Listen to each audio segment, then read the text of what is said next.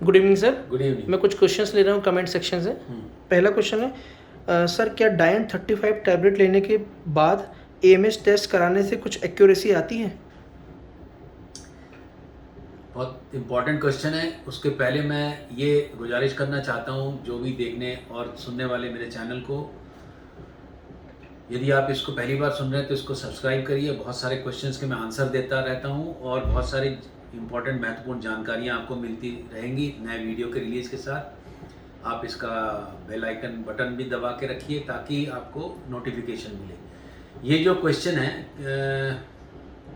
डायन 35 के बाद में एएमएच, तो अभी एक पेपर आया है जस्ट फर्टिलिटी स्टर्लिटी में, इसी पे आया है कि क्या एएमएच में परिवर्तन हो सकता है यदि हम कॉन्ट्रासेप्टिव पिल लें तो ये प्रूवन है कि यदि आप 3-4 महीने लगातार डायन लेते हैं उसके बाद आप एएमएच कराते हैं तो आपका एएमएच एक्चुअल से कम आ सकता है। बट ये भी देखा गया है कि जब आप ओसीपीज या फिर डायन 35 या ओवरऑल बंद कर देते हैं तो आपका 2-3 महीने बाद वो एएमएच वापस अपने नॉर्मल यूजुअल लेवल पे आ जाता है।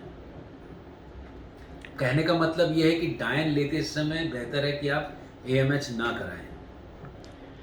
मेरा सेकंड क्वेश्चन है, my AMH is 0.01 at age 40, can I go for 0.01 age 40, can I go for IVF?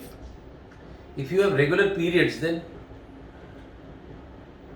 I can say you can go for IVF with your own eggs till you are having regular periods. But one thing should be very clear, that chances of getting pregnancy with your own eggs, chances of having abortions will be little bit high, chances of pregnancy will be less.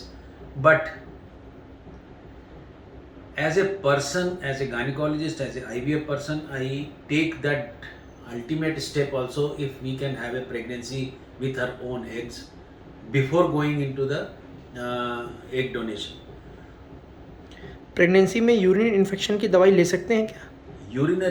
Urine infection की दवाई बिल्कुल लेना चाहिए। Urine infection pregnancy में होना अच्छी बात नहीं है। पायलोनेफ्राइटिस होने का बहुत खतरा रहता है, मतलब इन्फेक्शन किडनी में भी जा सकता है, प्री टर्म डिलीवरी हो सकती है। तो आपको यूरिन इन्फेक्शन को बहुत सीरियसली लेना चाहिए। इसलिए रूटीन यूरिन टेस्ट में इन्फेक्शन है कि नहीं हम नॉर्मली देखते रहते हैं। सर, मुझे पीरियड 21 डेज़ की टैबलेट लेने से ही आता है। मेरा एफएसएच, एएमएच, एलएच टेस्ट किया, 21 डेज़ वाला टैबलेट भी खाया, फिर भी ठीक लेवल नहीं आ रहा है। नहीं, ये जो आपने क्वेश्चन किया है इसका पूरा डिटेल में मैं जवाब आपको जांच करके ही दे सकता हूँ। इसमें सरसरी तौर पे जवाब देना ठीक नहीं होता है। आप चाहें तो टेली कंसल्टेशन करा सकते हैं या फिर आप सीधे कंसल्टेशन के लिए मेरे पास आ सकते हो। सर, मेरे साथ ऐसा पहले 2 बार हो चुका है। मेरा 8वां हफ्ता चल रहा है, लेकिन सोनोग्राफी में 5 वीक का बेबी बताता है। पहले 2 बार भी ऐसा हुआ था। ये थोड़ा डिफ़िकल्ट आंसर है इसका, बिकॉज क्यों होगा ऐसा, अलाइव बच्चा है कि नहीं, और आपका इंटरवल ग्रोथ कैसा है। थोड़े दिन बाद आप अल्ट्रासाउंड करके देखिए कैसा रहता है। यदि उसकी ग्रोथ अच्छी होती है तो डोंट वरी। सर, मेरा फर्स्ट डोज वैक्सीन का कंप्लीट हो गया। सेकंड डोज से पहले फ्रोजन साइकिल ट्रांसफ़र करवाना है, क्या ये ठीक रहेगा या सेकंड डोज लेने के बाद? No problem. वैक्सीनेशन के साथ बहुत प्रॉब्लम नहीं होती। कुछ स्कूल ऑफ थॉट ये बोलते हैं कि वैक्सीनेशन नहीं होना चाहिए, बट चूंकि ये लाइव वैक्सीन नहीं है तो आपको बहुत परेशान होने की ज़रूरत नहीं है। इवन आप प्रेगनेंसी में भी वैक्सीन ले सकते हो। सर, 2AA ब्लास्टोसिस्ट मीन्स क्या होता है? ग्रेडिंग जो ब्लास्टोसिस्ट की होती है वो एक गार्डनर की ग्रेडिंग होती है, पर ये टेक्निकली बहुत डिफिकल्ट है आपको समझाना। ये आप अपने गायनिक से या अपने फर्टिलिटी एक्सपर्ट से पूछिए तो वो आपको चित्र बना के बता देंगे।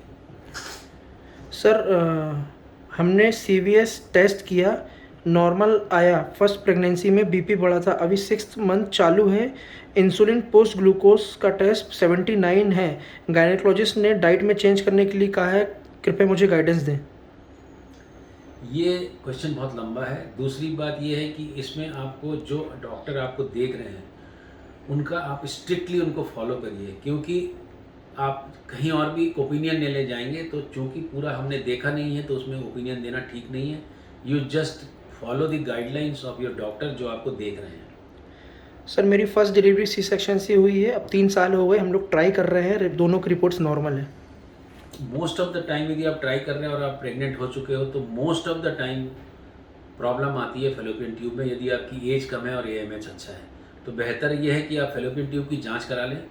और यदि फेलोपियन ट्यूब खुली है फिर भी आप प्रेग्नेंट नहीं हो पा रहे हैं, लेप्रोस्कोपी आप करा सकते हो, बट मैं बहुत लंबा समय तक इंतज़ार करने का पक्षधर नहीं हूँ। IVF करा लेना चाहिए।